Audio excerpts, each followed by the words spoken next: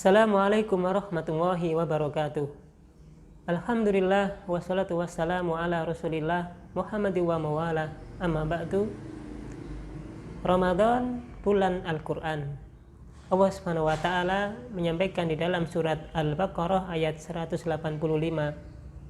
Syahrul Ramadan alladzi unzila fihil Qur'an hudal linnasi wa bayyinatin minal huda wal furqan. Bulan Ramadan adalah bulan Allah Subhanahu wa ta'ala turunkan Al-Quran di dalamnya sebagai petunjuk bagi manusia, wa bayyinatin minal huda wal furqan, dan sebagai pembeda antara petunjuk dengan yang tidak petunjuk. Ayat ini menjadi dalil bahwasanya Al-Quran Allah Subhanahu wa ta'ala turunkan di bulan Ramadan. Untuk itu Imam Ibnu Katsir ketika menafsirkan ayat tersebut memberikan satu penjelasan tentang betapa mulianya Ramadan. Karena di bulan inilah Allah Subhanahu wa ta'ala memilih waktu untuk menurunkan kitab suci untuk manusia sepanjang hayat, sepanjang kehidupan ini, yaitu kitab Al-Quran. Allah Subhanahu wa ta'ala memuliakan Ramadan di antara bulan-bulan yang lain karena memang Allah Subhanahu wa ta'ala menurunkan Al-Quran di dalamnya. Maka Ramadan adalah bulan Al-Quran karena Allah Subhanahu wa ta'ala menurunkan Al-Quran di dalam bulan Ramadan. Kalau kita lihat di dalam penjelasan yang lain yang disampaikan oleh Nabi Shallallahu Alaihi Wasallam, ternyata bulan Ramadan bukan hanya Al-Quran yang diturunkan di dalamnya, tetapi kitab-kitab terdahulu bagi nabi-nabi dan kaum terdahulu juga diturunkan di bulan Ramadan.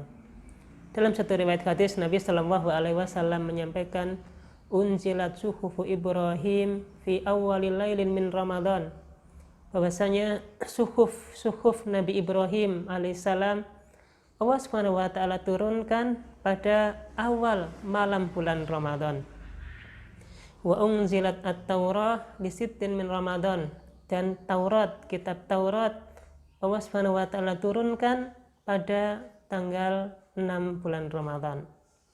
Wa unzilat al-Injil, dan Injil diturunkan oleh Allah Subhanahu wa ta'ala pada tanggal 13 Ramadan.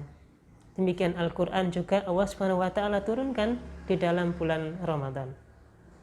Di dalam hadis yang lain yang disampaikan oleh sahabat Jabir bin Abdullah radhiyallahu anhu menyampaikan bahwasanya Zabur juga diturunkan di bulan Ramadan, tepatnya pada tanggal 12 Ramadan. Dan menurut sebagian pendapat yang lain bahwa Injil diturunkan pada tanggal 10 Ramadan. Maka ternyata melalui penjelasan Nabi Shallallahu Alaihi Wasallam ini, kitab-kitab yang Allah turunkan kepada nabi-nabi terdahulu juga Allah turunkan di bulan Ramadan. Akan tetapi yang menjadi pembeda Al-Quran dengan kitab-kitab yang lain, kalaulah suhuf Nabi Ibrahim alaihissalam, kitab Taurat, kitab Zabur, kitab Injil, Allah Subhanahu wa ta'ala turunkan langsung kepada para nabi yang Allah berikan kitab-kitab tersebut.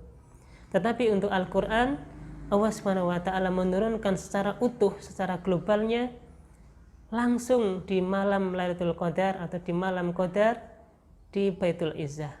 Sebagaimana Allah sampaikan, inna anzalnahu fi lailatul qadar, sesungguhnya kami telah menurunkan Al-Quran pada malam Qadar. Sebagaimana Allah Subhanahu wa ta'ala sampaikan dalam ayat yang lain, inna anzalnahu fi lailatin mubarakah, sungguh telah kami turunkan Al-Quran pada malam yang penuh berkah.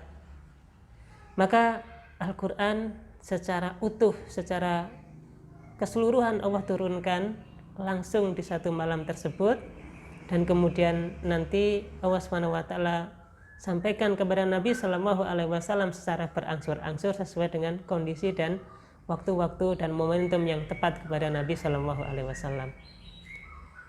Kemudian bahwa Ramadan adalah bulan Quran ini, nanti kita bisa mendapati bahwa Ramadan adalah bulan di mana malam-malamnya malaikat Jibril alaihissalam datang kepada Nabi Shallallahu Alaihi Wasallam untuk langsung menyampaikan Al-Quran untuk langsung membacakan dan mengajarkan Al-Quran kepada Nabi Shallallahu Alaihi Wasallam. Sebagaimana juga yang disampaikan dalam satu riwayat hadis bahwasanya Nabi Shallallahu Alaihi Wasallam adalah orang yang paling dermawan dan akan lebih dermawan lagi ketika masuk bulan Ramadan. Dan pada waktu itu Malaikat Jibril alaihissalam datang kepada Nabi Shallallahu Alaihi Wasallam setiap malamnya untuk mengajarkan Al-Quran kepada Nabi Shallallahu Alaihi Wasallam. Hadis ini juga menjadi satu dalil bahwa amalan yang utama dan sunnah yang kita lakukan di malam hari di bulan Ramadan adalah memperbanyak interaksi kita dengan Al-Quran. Bisa kita memperbanyak tilawah, bisa kita menghafal, bisa kita mentadaburi, mempelajari tafsir-tafsirnya. Ini tentu kita lakukan ketika bulan Ramadan dan akan mendapatkan keutamaan-keutamaan yang lebih besar. Untuk itu kalau kita melihat para salafun saleh, orang-orang terdahulu, bagaimana mereka berinteraksi dengan Al-Quran di bulan Ramadan, maka sungguh menakjubkan apa yang mereka lakukan.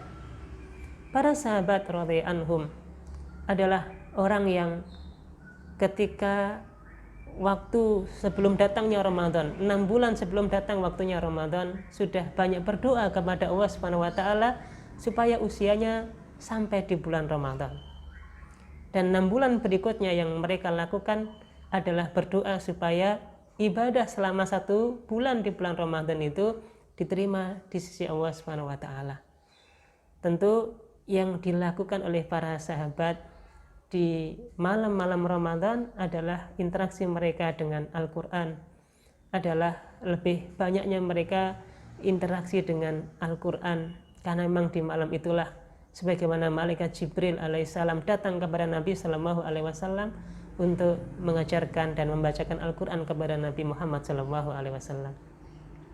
Para sahabat yang lain semisal Utsman bin Affan radhiyallahu anhu adalah sahabat yang sangat terkenal dalam kehidupannya. Setiap kali datang Ramadan, di malam-malam Ramadan, menghabiskan malam-malamnya untuk banyak berinteraksi dengan Al-Quran. Sholat dengan rakaat yang panjang dan setiap rakaatnya membaca ayat-ayat Al-Quran. Inilah Utsman bin Affan radhiyallahu anhu. Sahabat yang lain, Ubay bin Ka'ab, juga bisa menyelesaikan khatam Al-Quran, membaca Al-Quran di bulan Ramadan setiap 8 hari sekali. Demikian pula sahabat yang lain. Sahabat Qatadah umumnya di luar bulan Ramadan setiap 7 hari sekali bisa menghatamkan Al-Quran. Tetapi ketika datang bulan Ramadan, di hari-hari biasa bulan Ramadan, setiap 3 hari sekali khatam Al-Quran. Dan ketika masuk di 10 hari terakhir bulan Ramadan, setiap malamnya bisa menghatamkan Al-Quran. Imam Malik, imam yang kita kenal dengan Imam Darul Hijrah, adalah seorang ahli ilmu yang memiliki banyak halakoh-halakoh ilmu, terutama di ilmu-ilmu hadis.